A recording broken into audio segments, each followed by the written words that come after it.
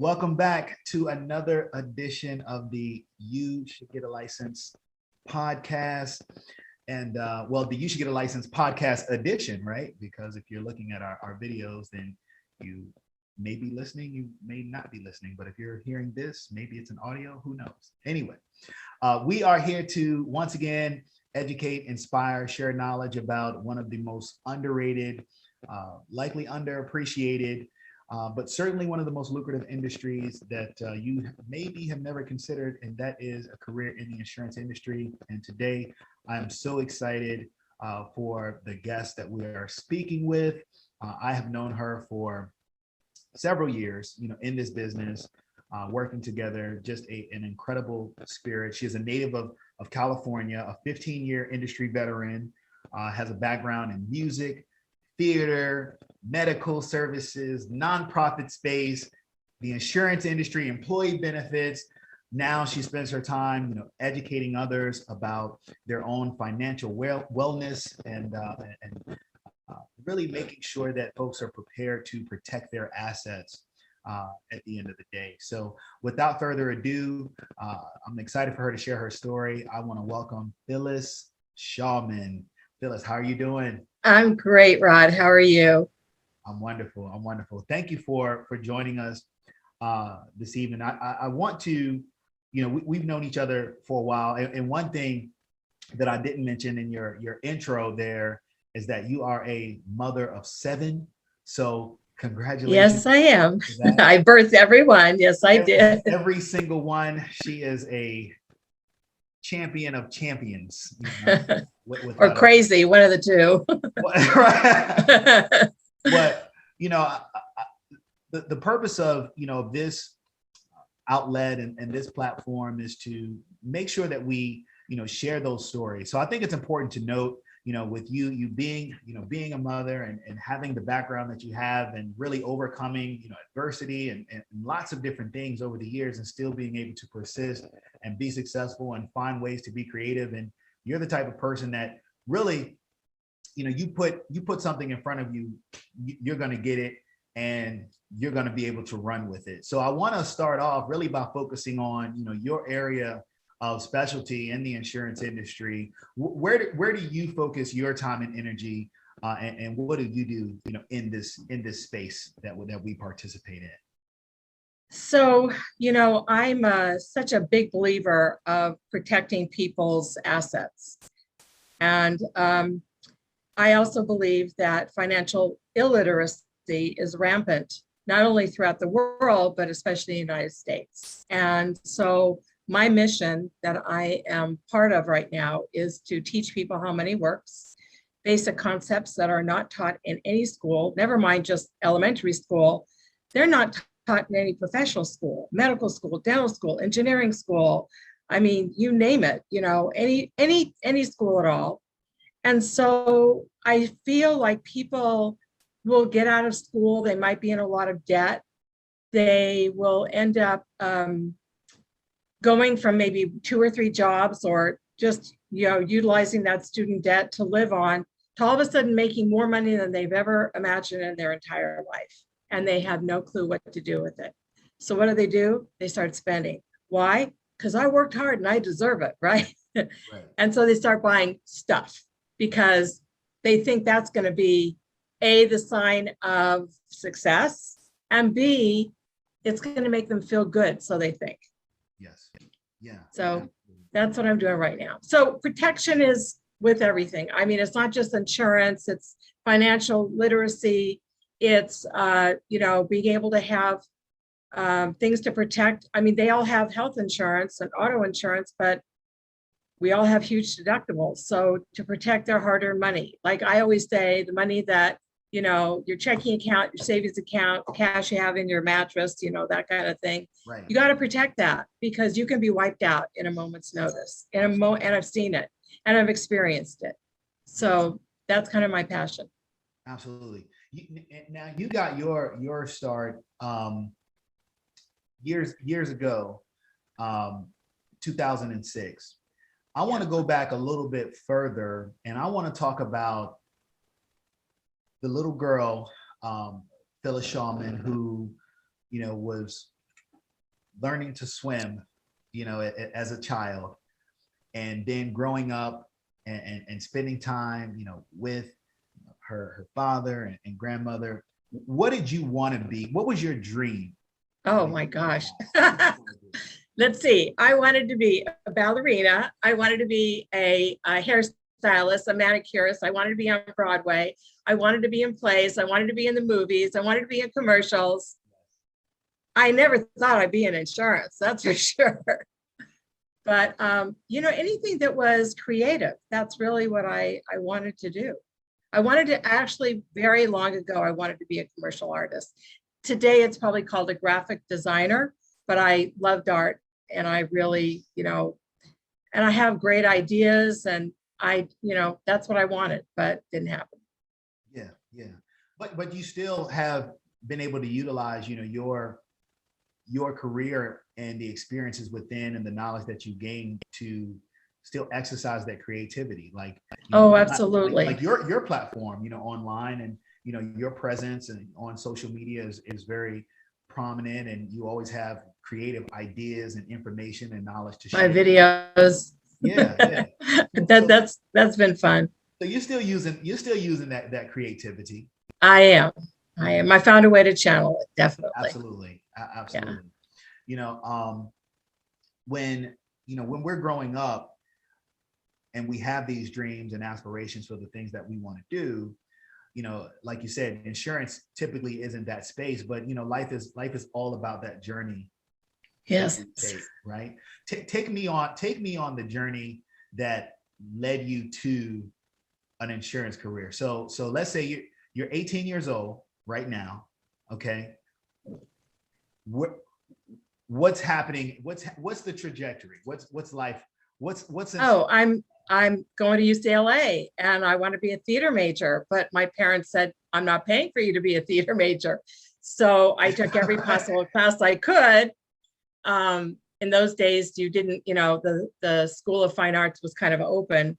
I lived in the dorm for 2 years. I ended up, I was a dance major for a while. I wasn't sure what I was doing. It was way before dance therapy. There was no music therapy. There was no art therapy. Oh my God, I'm really dating myself. But I just knew that I had to be involved in something like that. It was just a calling to me. I played the guitar, and I taught a lot of children's, music. Nice. So yeah, that's what I did. I don't think I knew that about you. Yes. Music. That's awesome. There was one time after I first got married, and we lived in Milwaukee, Wisconsin. Here I am, Californian, and I'm in Milwaukee. I don't even know where I am, but I ended up singing in a bar one night. It was called Lucifer's Bar. Wow. I'll never forget that. It was snowing out, and I'm sitting there with my guitar saying, what the hell am I doing here? But, I got my $50 and went home. So it was, it was kind of fun. Yeah. Yeah. So you go from music, and then you ended up eventually in the medical field, right? Well, I wanted to be an occupational therapist. So I ended up having to transfer to University of Southern California, USC. And after a semester, I hated it, because there I was learning how to do, make a loom and, and work a bandsaw, a jigsaw, a table saw. And then the next class, was I'm dissecting a human cadaver. And it was like, it was crazy. So I really couldn't stand it. I needed to be more me, and they wanted you to be cookie cutter, and that's not me. I can't be cookie cutter. So I went to the counselor and said, I got to graduate. What am I going to do? So she looked at all my credits. She goes, declare a psych major and an English minor, and you'll graduate. So that's what I did, and went into the School of Education, which I fought. But my dad said, go be a teacher. They got the best job in the world. They're off all the summers, yeah, right. But so, okay, I'm in the School of Education, but I'm not just going to be a teacher. I'm going to be a special ed teacher. That's what I'm going to do. Yeah. So I'm going to work with, in those days, they called them EH kids, educationally handicapped kids. So, and I ended up being a teacher at a after I graduated and I got married, I ended up being a teacher at a Catholic home for boys. And I got the teenagers, the 13 or 17-year-olds who were too deviant to be mainstreamed out. It was probably the best job I ever had in my life. Seriously. It was creative because I'm not going to teach them, see, spot, run, right? Or see, so I had to, I really had to be creative with them. Absolutely. Absolutely. So So you went from, theater, you in theater, you in dance, you became an educator. And I always like to point out, those career paths, because what's always been fascinating to me about, this industry is that people come from so many different backgrounds. And I yes, see where individuals with a musical background, with the creative background, graphic designer, having that marketing mind, that visual, being able yeah, to create some visual stimulations in many cases, or to tell a story, teachers as well, especially if you with special needs kids, because then you have to communicate in ways that are unconventional, right? You're not correct, following like the standard, curriculum correct. they might go through in a typical classroom setting. Do you feel like, well, I'm sure you do, but do you feel like they helped you, become a better license or better agent, or do you think they led you towards this career path, those experiences? Oh, absolutely. I think every experience I've ever had has led me to where I am today. I'm able to understand so many different types of situations because I've been in them. I've fought through them. I've, worked on myself tremendous amount. I'm, I'm a grateful member of Al-Anon because somebody in my family, ended up having a terrible addiction. That saved my life. That really did. Had nothing to do with the person, had nothing to do, it had to do with me. It had to do with me and realizing that I can't fix everything and that I have to take the oxygen for myself, which I tell people all the time. If you don't take care of yourself first, you're not going to be around to take care of anybody. And that includes your children. That's right. So, you know, there's all sorts of different flavors when it comes to that. But yeah, no, for sure. I mean, after we moved back to California, after we graduated med school, I did get involved in a local theater group. Okay. And I was an ingenue role in Cole Porter's Anything Goes. And then I got the, the confidence to go out for Long Beach Civic Light Opera. And I was in a couple of productions there. And it kind of like, I had 2 children already, and it kind of like fed my desire, to be on Broadway, Yes. which will probably never go away. But, but yeah, so I did it. And did a few more other, little musical reviews that I actually directed. So I like that. I like bringing out creativity in people. I like seeing what's inside of them and getting them, which I can translate today because I recruit a lot of people and I train a lot of people. And probably the hardest thing for me that I've had to learn, the hardest lesson is when I see something in another person and they don't see it in themselves. And I've had to learn that I can't want more for them than they want it for themselves. I can't. And that's a really tough lesson to learn. This is true. No, Yeah. it absolutely is. And I don't know. I mean, sometimes I think that the experiences that you have prior to coming into this industry can really aid in how you'll be able to not only be successful, but really be able to navigate it, and how you see yourself, right? Because Yes. when you are a creative person and you are expressing, whether it be acting, dancing, singing, graphic design work, you understand that there's a representation of yourself that's coming out that is going to, you already know that it's going to impact people, particularly if you do it well, right? And you get into, Yeah. and you get into a space and you get yourself into that headspace. If you're acting, you got to get into that character, right? You're Oh, singing, sure. you're performing. For And sure.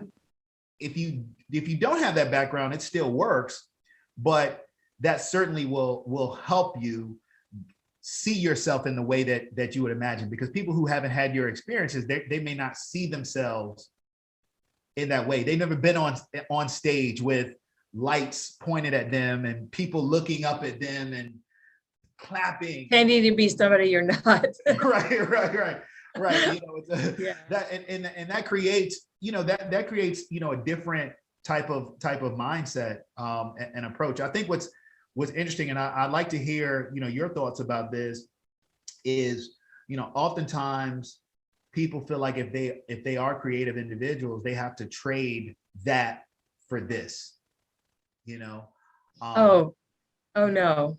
Yeah. Okay. I feel like what did I do this afternoon?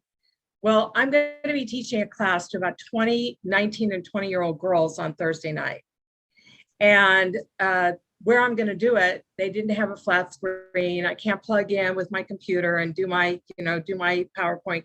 So what I decided to do is create my own PowerPoint and, do screenshots and edit. And then, it's taken me all afternoon and it's been really tedious. But then what I'm going to do is I'm going to go and create a workbook for them. And so they're all going to have, a pen or, a pencil or whatever. They'll have this workbook, and that's how I'm going to lead the class. And I'm going to forget the computer altogether.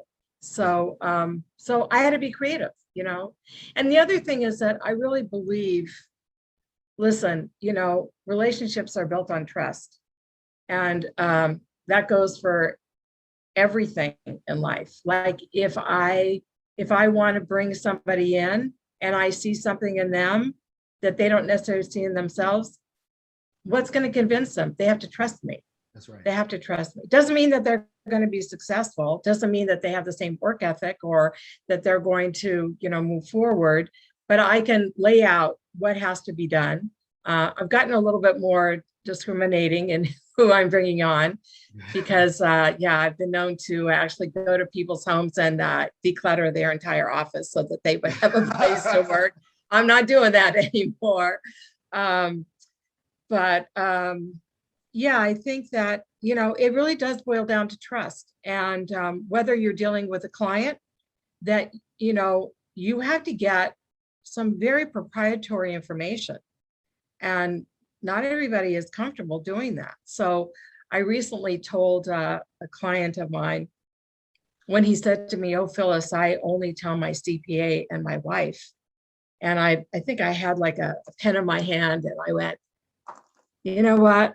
I got to tell you who I am. I'm like a doctor." I said, "There's HIPAA.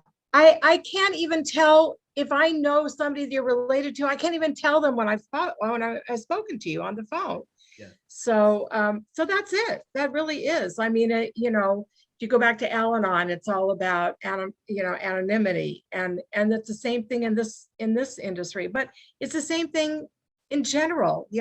People have to stop trashing other people. They have to stop, gossiping, because where does that get us? Nowhere. It's just about focusing on each person, listening to them, not just talking, but listening to them, and sharing your stories, because sometimes in sharing your stories, somebody's going to hear your experience and your strength, and they're going to get hope from that. And that goes back to my Al-Anon. So, yeah. You mentioned Al-Anon. For those who are watching this, listening, what is Al-Anon? Al-Anon is a 12-step program. I've just been focusing on the 7 money milestones, so it's 7 in my head. It's a 12-step program that is for the spouses, brothers, sisters, girlfriends, boyfriends, children, adult children of someone in your life. It doesn't have to be a relative, it could be a close friend who has an addiction problem. And, we're always trying to fix things. And if we just do this, they'll be happy. And if we just do that, they'll be happy. We look like this, we buy this. And it's not us. It's not us being able to do that. So it's about learning that, embracing the 12 steps and realizing that it's about us. It's about us, and our defects. We also have character defects that we have to get rid of and work on. I don't know if we ever get rid of them, but we certainly can work on them. And I think, it's an amazing community of anonymity. Every size, shape, color, religion doesn't really matter. The commonality that we have is that we all have been in pain from this terrible disease of addiction that is, has affected all of us. And it's coming to understand even the mindset of the person that became addicted to whatever it was, whatever that thing of choice was. Doesn't matter what it was. But yeah, it actually saved my life. It really did. Wow. Yeah. Phyllis, one thing I know about you from, the years that we've known each other, which looking at the time that you came to the East Coast was probably not too long after you came to the East Coast. But it's true. Yeah, it's true. It's about 5 years, Rod. I think it's about 5 years. Yeah. But it's crazy. You're you have a very nurturing, spirit, just thank you, energy about you. And it definitely has translated, into your business as well. So going through that journey as we continue along, how did you get into insurance? Oh my gosh. Well, unfortunately, after a very long marriage, I got a divorce, and I knew I had to do something. I had to sell our house. So that was the first order of business. And I was looking, but I could really take a job and make 40 or 50 grand. I mean, that just wasn't going to do it for me. I had a lot of children. I had still a lot of minor children. And not that I wanted that to continue the same lifestyle that they had become accustomed to, but for myself, I needed to find something to do. And actually, a very close friend of the family's who was in the jewelry business, it was a good friend of my brother's. My brother called me and said, so-and-so wants to talk to you. And I said, okay. So I drove out, met him and his wife, and he had left the jewelry business and got into the insurance business. Okay. And they got into the long-term care business. And I go, well, what's long-term care? I didn't even know what it was. And, timing is everything. And I was fascinated by the whole concept. And I went home, but it wasn't the right time for me. Exactly a year later, they called me. The day that I was to meet them again was the day my house went into escrow. California goes into escrow, meaning I guess here it's like a contract.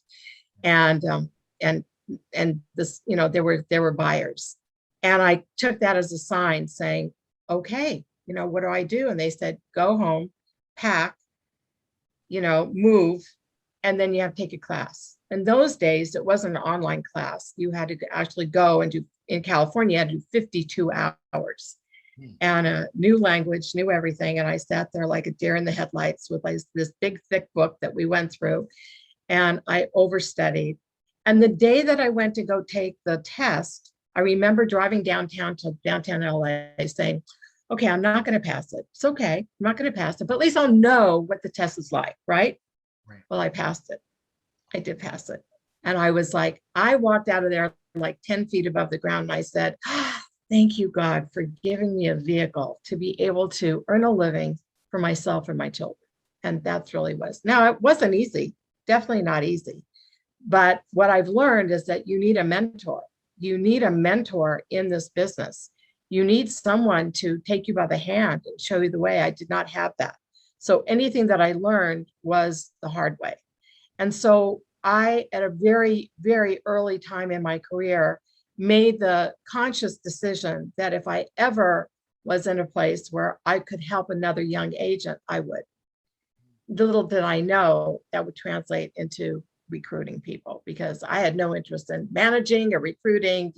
One of my daughters, my oldest daughter, says, Mom, you're such a boss. No, I am not a boss.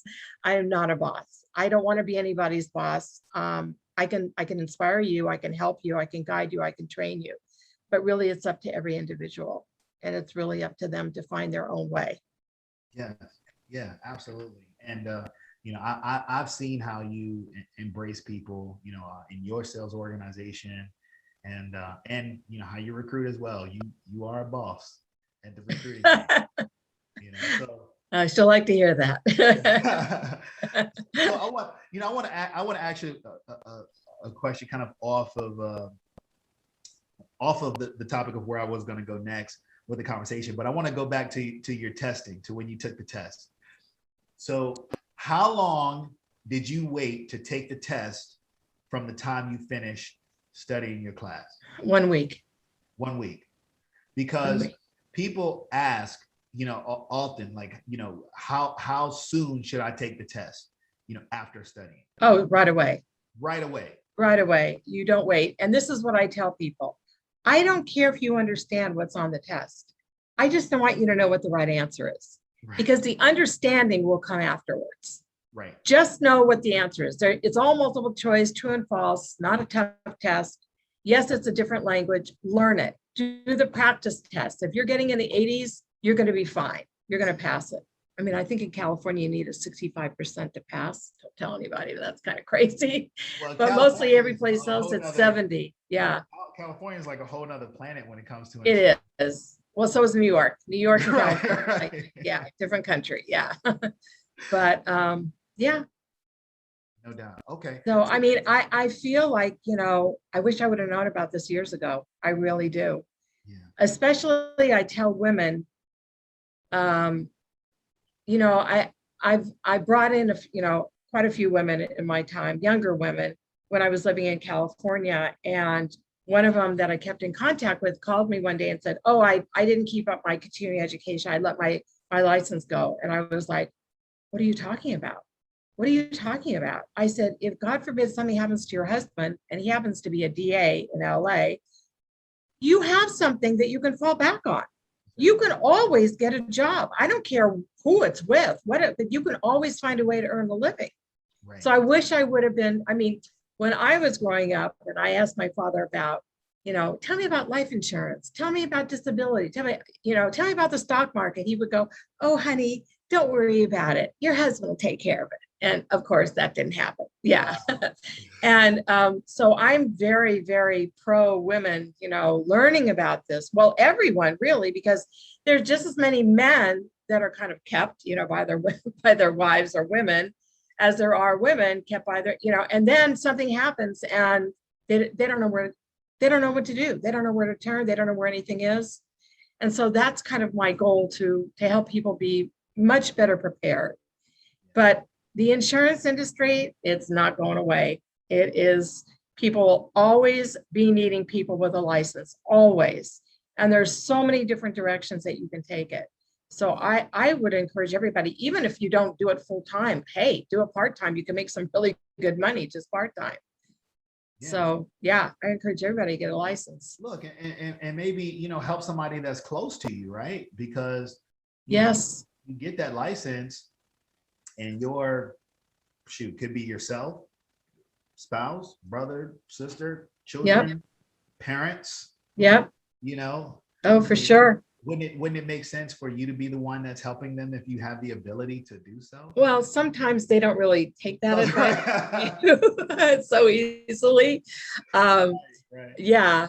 I've been a victim of that also, where, I wanted to help my dad on a number of occasions, wanted to get my mom long-term care policy. She really wanted it. My dad said, no, he has plenty of money to take care of her. And, he had plenty of money. Okay. But it ended up costing him over $500,000, where it could have cost him maybe maximum 135,000.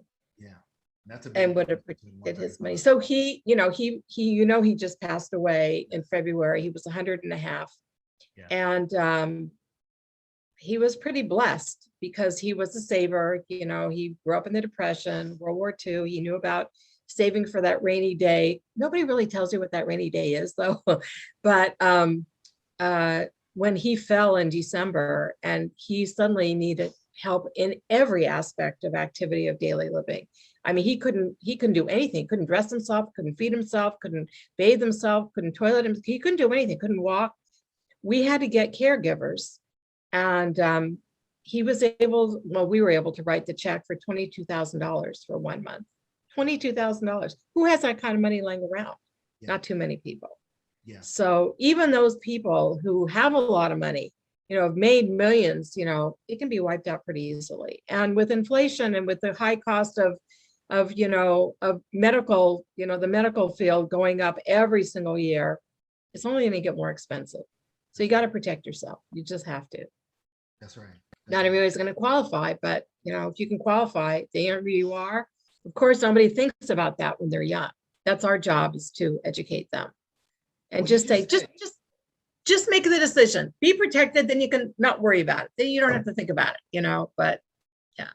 Shoot, maybe if people, do heed the call to, at least explore the option of getting an insurance license and knowing that they have it in their back pocket as a career option, or at least a professional certification, right? Because it's one that will assure that you always have an opportunity, but maybe having that type of certification will, inspire people to learn more about protecting themselves and others. 100%. And, you don't need any degree.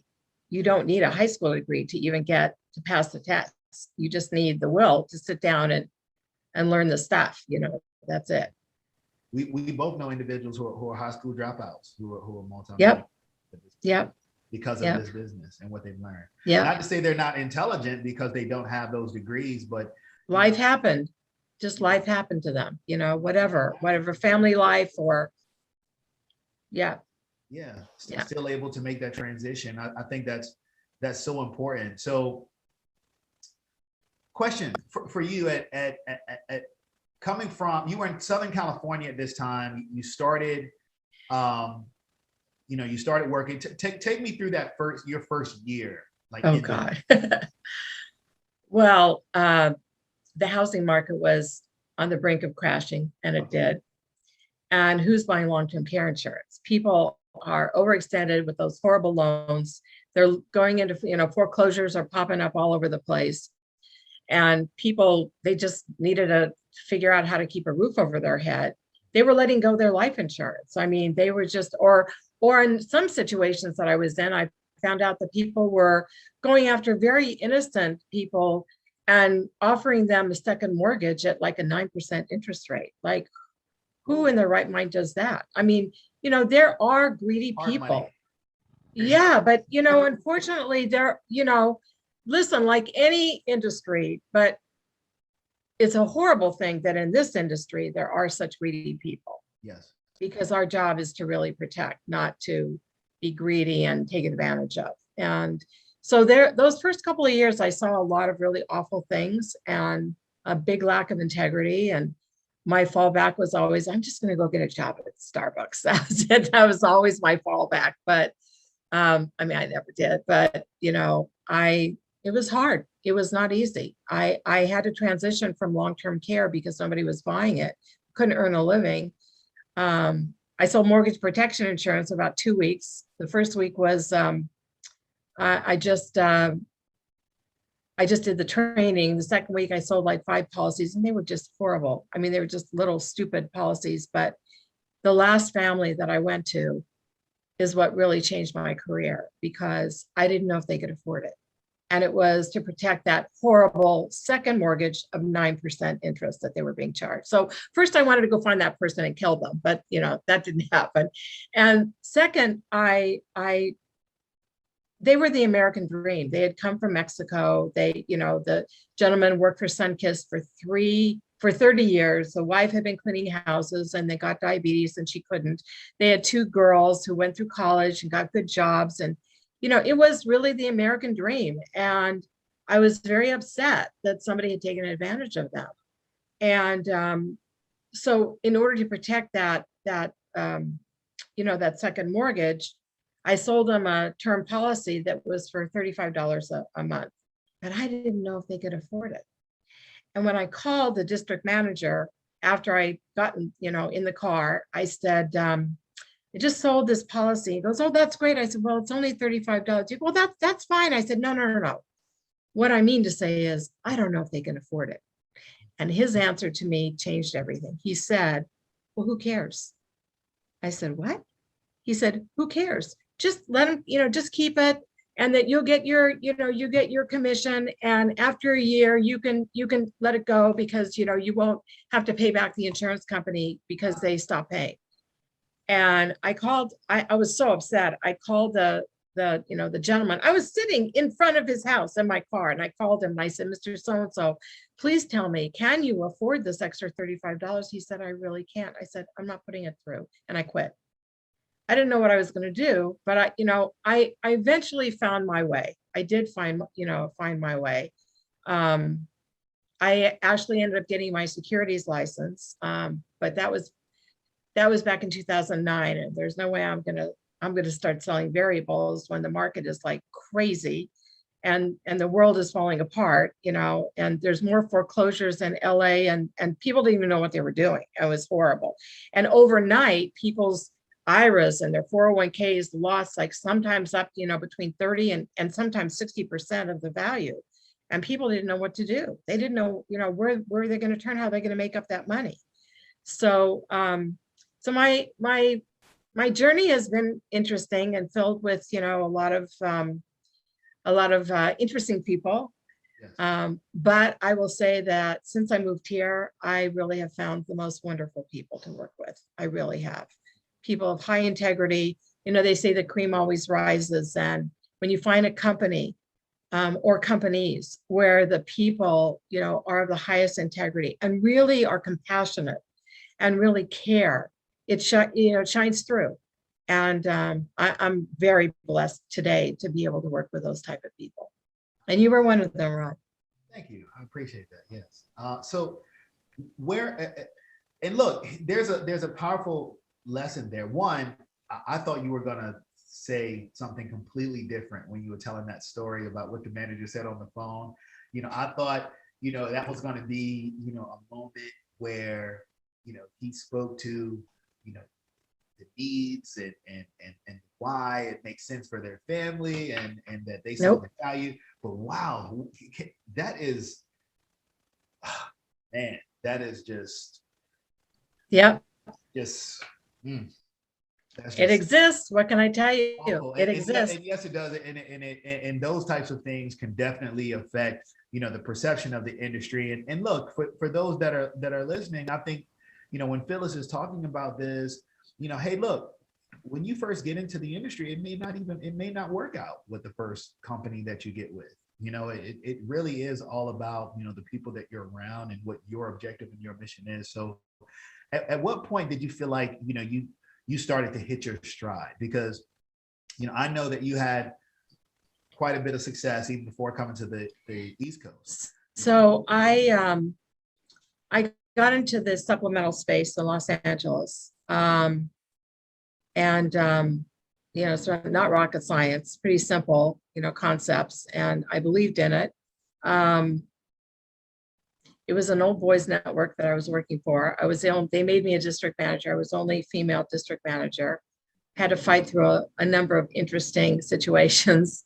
But I learned every role because I felt that if I'm going to train people, I have to know what those roles are. Yeah. And so, yeah, I did have quite a bit of success there. Unfortunately, my mother had gotten very, very ill. She had Parkinson's for about 4.5 years, and she ended up coming to live with me the last 3 months of her life. And I had to put my life on hold to take care of her, which I was honored to do. And, and she passed away in my home. But then I got remarried.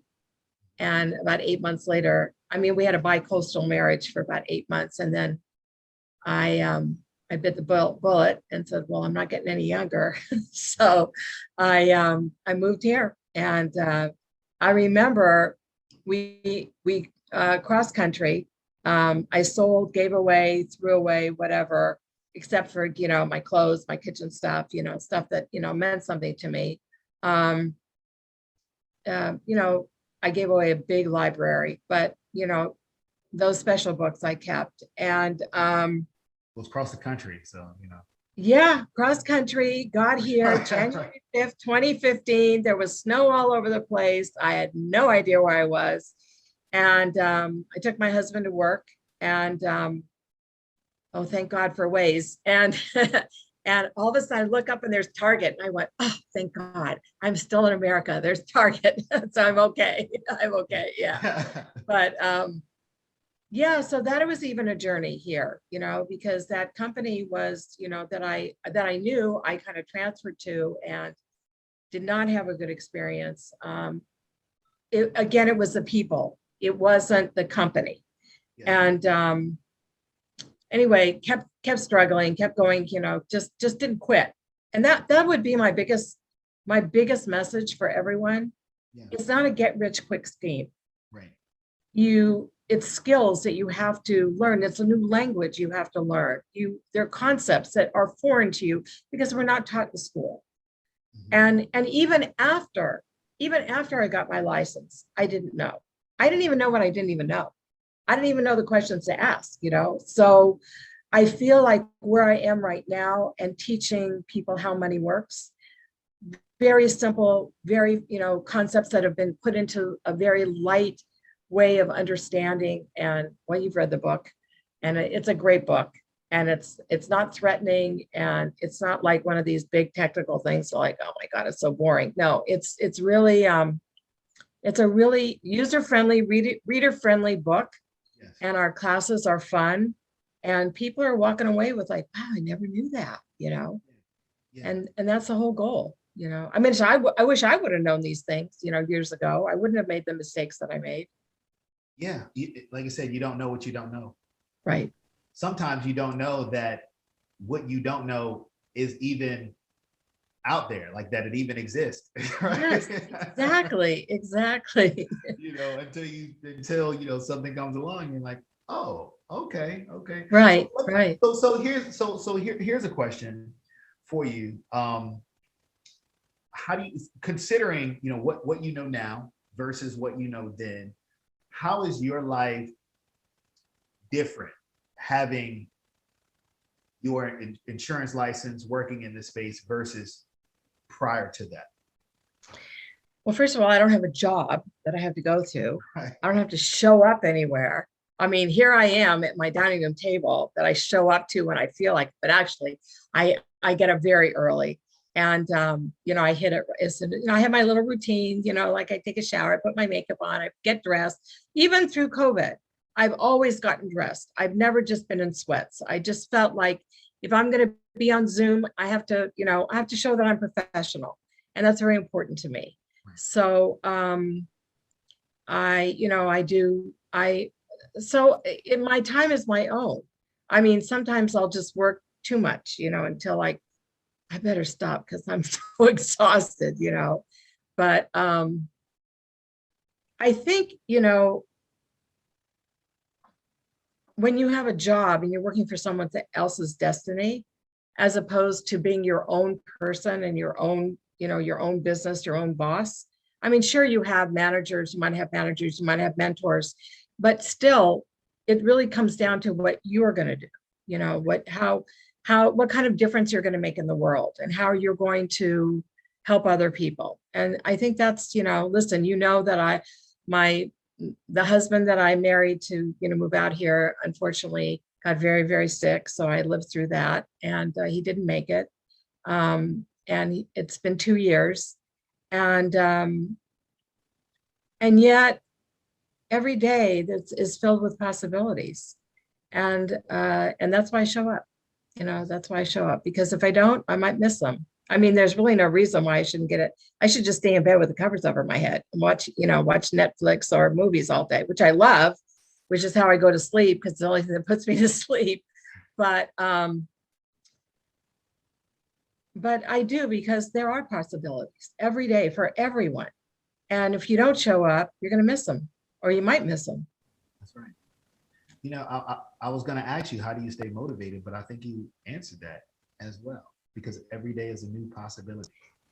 I read a very unbelievable book called The Choice, and it was written by a woman by the name of Edith Eva Edgars. And she was from Europe, and she, as a little girl, she was Jewish as I am, and she was put in a concentration camp with her family. She and her sister survived, and another sister was saved and never went to the camps. But everybody else was killed. And she got married, and she ended up coming to the United States. Today, she's 90 some odd years old, young, I should say. She lives in San Diego. She became a psychologist, and she has done more therapy, especially with veterans who have come here, come back with terrible PTSD, because she herself suffered from PTSD. And that book is not a book that for me, I couldn't just sit down and read it, like, cover to cover. I had to read it and walk away and read it. It was very heavy because it really goes into detail about her childhood and what she lived through, which was horrific. But she said something in it that I tell everybody, and that is that we may not have a choice when it comes to being victimized, but we do have a choice if we want to continue being a victim. And that's why I get up every day. Life is full of choices, isn't it? Yeah. Wow. That's, so at this point in your life, Phyllis, and your career, you've experienced, you said, Heather, you've experienced both tragedy and triumph, right? Yeah. You've had successes, you've had things that you needed to, obstacles that you needed to overcome. What's the goal for you now? What's the dream? It's on my bucket list. What's on the bucket list? Well, first of all, I want to make a difference in the world, in my, whatever that little world is that of people that come in contact with me. My bucket list is to go to New York when Broadway opens up and be able to see whatever Broadway show I want for as many times as I want. I do want to travel. I really want to go to Ireland and Italy and Spain and Israel. And I really want to go to Russia. I know that sounds crazy, but I do. Actually, the Ukraine, because my grandmother was from there, and I really want to see where she grew up, because I understand it's still pretty old looking, like probably time warp for me. Yeah, I mean, I want to be able to I have 4 daughters. I want to be able to take them to Hawaii or someplace, I want to go to Cancun. I mean, at this point in time, I'm not sure I know what it is like to just relax and vacation, but I'm willing to learn. I'm willing to try it and see. I work really hard. I really do. So it's time for me to play really hard, I think. That's also learn how to do that. Because look, you're always on a plane, but I know you're always going to do something. It's never to go vacation. Yeah. Yes. So for someone who is, thinking about getting into this space, maybe they're listening to this interview, they're hearing about, some of, your journey and your story. And they're thinking maybe this is a space I'll go into, but I don't know, maybe because I don't want to run into a manager like Phyllis had, early on, and, this or that. What advice would you give them about joining this profession in this industry? Get a license, period, get a license. Yeah. And then that's when the journey really begins. Yeah. Be careful who you work with. If you have a funny feeling or red flag, leave and go to something else, because there are a lot of opportunities out there, a lot. Yes. A ton. And it's not necessary. It is the people. It's not the companies. It is the people. And you've got to surround yourself with positive people, caring people, compassionate people. You'll find them, or call me. I'll help you. I was gonna say, find people like Phyllis. Speaking of, how do people get in contact with you? How do they keep up with your content online and get into your classes? So, yep, I'm on Facebook and I'm on LinkedIn and I'm on Instagram, Phyllis Shallman. You can go to wealthwave.com /Phyllis Shallman, no dot, just all run, PHYLLIS SHALLMAN. We'll make sure Um, we're at the bottom of the screen, you know, spell yeah, you're right. You can call me on my cell, you know, always, I mean, I may not answer because sometimes kind of crazy things happen where you know, I've gotten so many, you know, scammy calls that I have like this, you know, robo killer thing. So sometimes it goes to silence if I don't recognize it. But if you text me, I'll always answer. So still have my California number. I know. So Oh no. Do you want to put your number out on the? sure, sure, Let's go. sure. How can we call you, Phyllis? It's 562-537-6365. And I'm gonna know if you're a scammer. Trust me. That's it. I'm gonna know. He has a BS meter that Yeah. is always on. So Oh, some days they're out in full force and others they are quiet. So well, look, Phyllis, I appreciate you coming on and sharing your journey. It has been an absolute pleasure. It's always a pleasure, you know, to speak with you. Thanks, Rod. Always a joy. But I'm glad that everyone who is listening to this will have the opportunity to experience the same thing that I get to experience. Thank you. I really appreciate it. And thank you for having me on. I feel really honored that you asked me. So absolutely. Keep on keeping on. Absolutely. Well, look, you know, for those who are listening, you got Phyllis's number. You can call her. She's more than happy to be a great resource for you, and a great resource she will be. And maybe you heard something in this conversation that made you think, maybe I should get a license. Maybe you should. Who knows? Maybe you should. Who knows? Until the next time. Until the next time we speak. Thanks. Take care. Thank you. Thank you. Bye-bye.